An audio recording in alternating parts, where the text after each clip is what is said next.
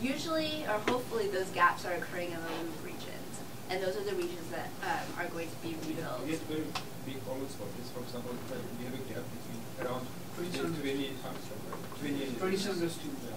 3 is 2. So often it's a quite huge gap. So quite difficult to get to construct a loop in this region. Yes.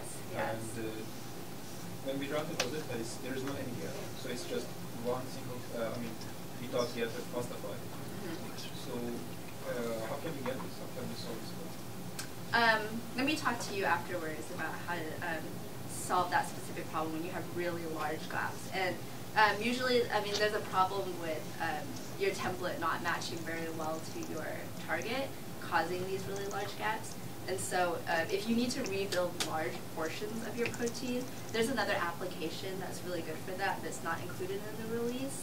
And so we need to talk about one of the things, a lot of people are asking for things that are not included in this release. And so maybe we can talk about later how to handle this problem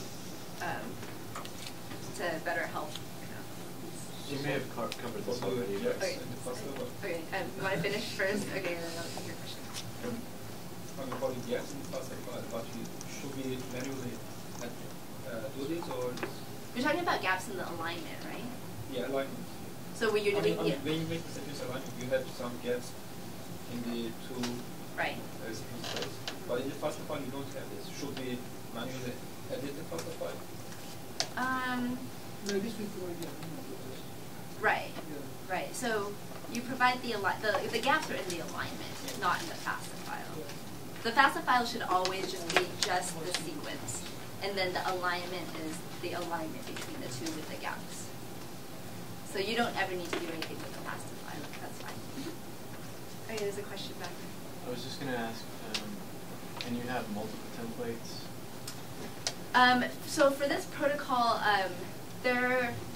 I talked to the person who wrote this protocol, and he did implement a way to do multiple templates automatically, but it's not included in this release.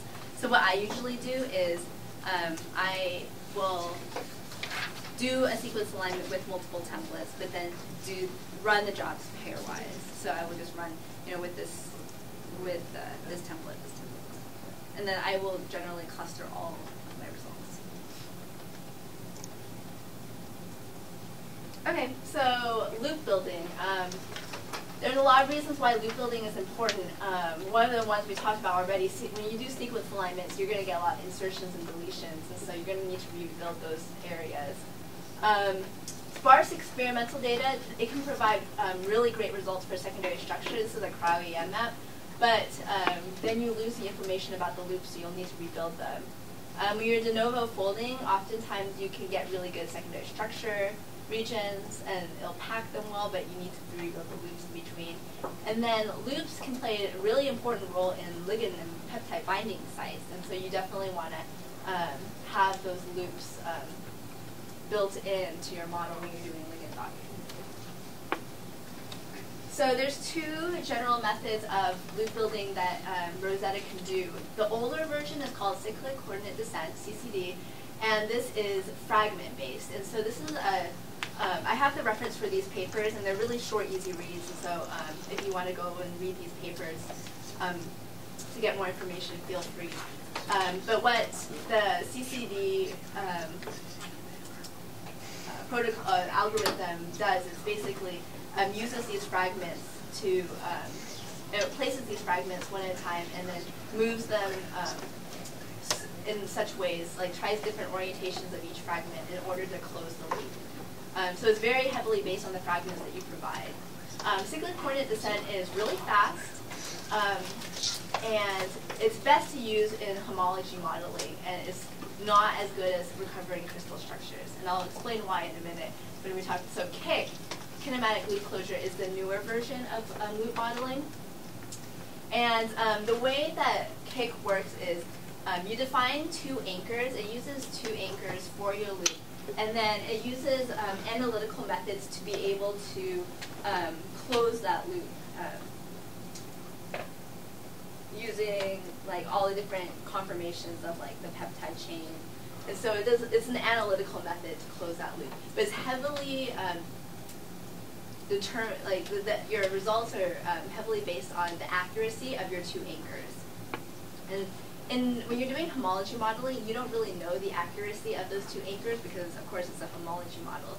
So that's why using CCD for homology modeling is a better choice. And there's two steps that Rosetta goes through. It does a first step is a broad sampling of backbone conformations in a low resolution mode, and then that's the remodel step. And the refinement step, you represent the side chains, and it uses the high resolution scoring function. So the remodel step can be done in CCD or KIC, and the refinement step is only you only use the KIC method to do the refinement step. So I recommend reading these papers. They're very helpful.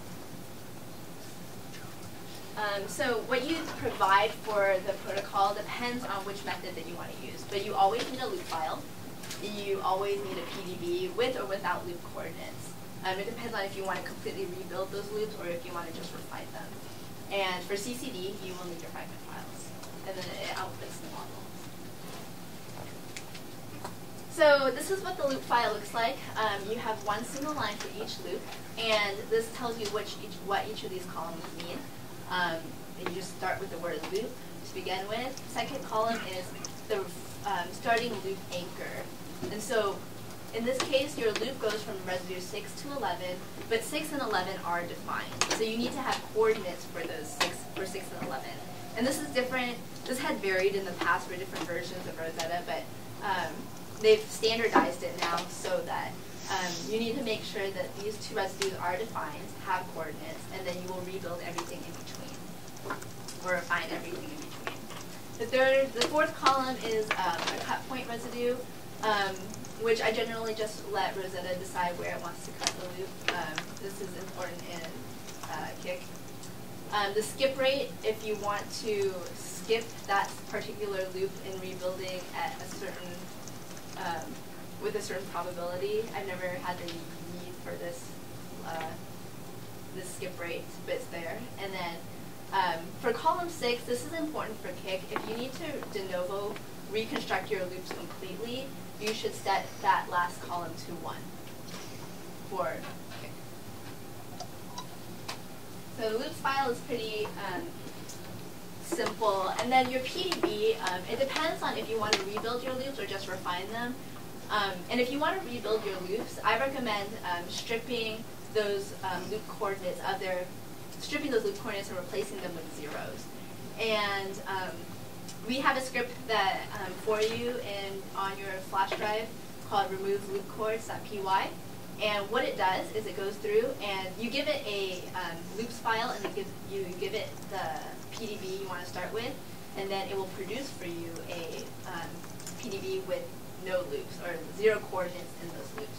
And then it sets the occupancy column to -1, which allows Rosetta to detect those as I need to rebuild it. So that's what this script will do for you.